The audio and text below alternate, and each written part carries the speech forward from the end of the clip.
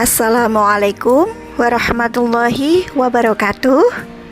Sugeng pepanggihan malih kalian Bu Indah ing piwulangan basa Jawa. Kalodhangan dinten menika ngrembak babagan novel basa Jawa. Kompetensi dasar saha kompetensi inti saged pelare-lare sedaya waos piyambak. Saderengipun Ibu miwiti kedah para laring mangertosi bilih kasusastran Jawa menika wonten 3. Ingkang sepisan wujud gancaran utawi prosa. Nomor kalih geguritan lan angka 3 sandiwara. Lan novel menika kalebet gancaran utawi prosa. Novel menika kedadian saking tembung novella saking Italia ingkang ateges sawijining cerita utawi pawarta. Novel nggih menika karya sastra ingkang awujud fiksi. Sipate naratif utawi wujudipun arupa cerita. Wong kang nulis novel disebut novelis. Ciri-ciri novel ingkang sepisan nggih menika duwe alur utawi plot kang komplit. Kasusun dening kirang langkungipun 51.000 tembung. Tema boten namung setunggal lan tokoh utawi karakter saged dados kathah. Dipunajengaken nggih menika unsur intrinsik novel ingkang angka sepisan nggih menika tema. Tema pokok masalah kang dasari lakuning cerita. Wonten tema ekonomi, politik, sosial, budaya, ekonomi lan sapanunggalanipun. Lajeng unsur ingkang angka kalih setting. Setting menika minangka latar belakang sing bantu cetaning laku cerita. Wonten setting latar panggonan, latar wektu, ugi latar kaanan. Latar panggonan menika papan kedadian. Latar wektu menika wekdal anggenipun cerita menika dumados lan latar kaanan menika latar swasana. Lajeng ingkang angka 3 nggih menika punjering cerita. Punjering cerita dipun bagi dados kalih. Nggih menika dadi wong kapisan lan dadi wong katelu. Dadi wong kapisan utawi orang pertama tegesipun pengarang dados tokoh lan lakon wonten ing cerita. Tuladhanipun tembung aku. Tembung aku menika pratandha bilih ing novel kasebut migunakaken punjering cerita wong kapisan. Lan ingkang nomor kalih dadi wong katelu utawi orang ketiga. Tegesipun pengarang namung dados pengamat ing cerita.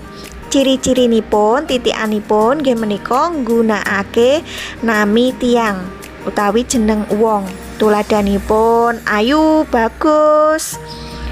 Lajeng dheweke sanesipun para menungso, para tiyang lan jeneng-jeneng tiyang sanes. Unsur intrinsik ingkang nomor sekawan nggih menika alur utawi plot. Alur utawi plot menika rerangkening utawi cengkoronganing prastawa utawi kedadian ing cerita. Nah, menika dibagi dados kalih. Wonten alur maju lan alur mundur. Dipun terasaken unsur intrinsik ingkang nomor gangsal menika penokohan utawi paraga. Penokohan menika gambaraken karakter kangge paraga utawi pelaku. Biasanipun saged dipun mangertosi saking nggih menika tumindakipun, ciri fisikipun utawi lingkunganipun.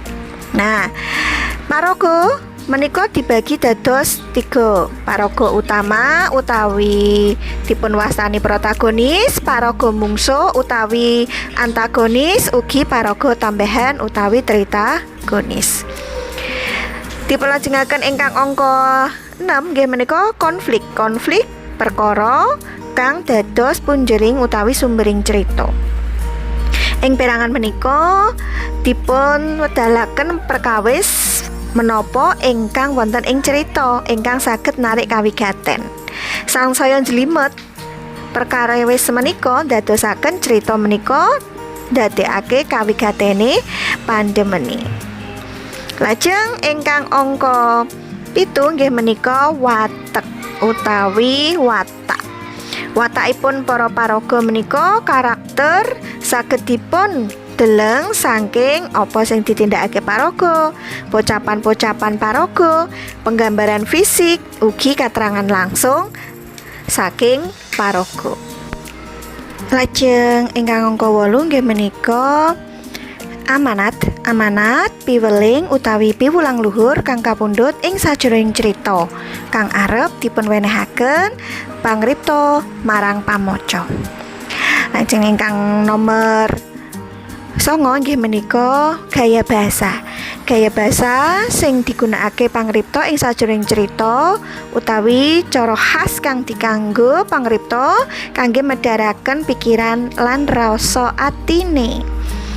Nah, cara khas wau dipun mangertosi lumantar ukara tetembungan kang diagem. Pramila gaya basa ing jagat kasusastran Jawi saged awujud basa rinengga, pepindhan, bebasan, ugi majas. Lajeng unsur ekstrinsik novel. Unsur ekstrinsik novel menika wonten latar belakang diciptakake kaanan masyarakat, kados sosial, budaya, politik lan sapanunggalanipun utawi kaanan pangripta. Lan ingkang pungkasan nggih menika sinopsis. Sinopsis nggih menika ringkesan cerita saking alur kang dawa dadi cekak nanging bisa dijlentrehake cerita sekabehane. Nalika arep nulis sinopsis bab ingkang kedah dipun gadekaken kados tema, latar, alur, ugi penokohan. Nah, mekaten kala wau para lareh kelas 11 piwulangan basa Jawa bab novel ingkang saged Ibu aturaken. Sugeng pepanggihan ing piwulangan saklajengipun. Tetep semangat Ibu pungkasi. Wassalamualaikum warahmatullahi wabarakatuh.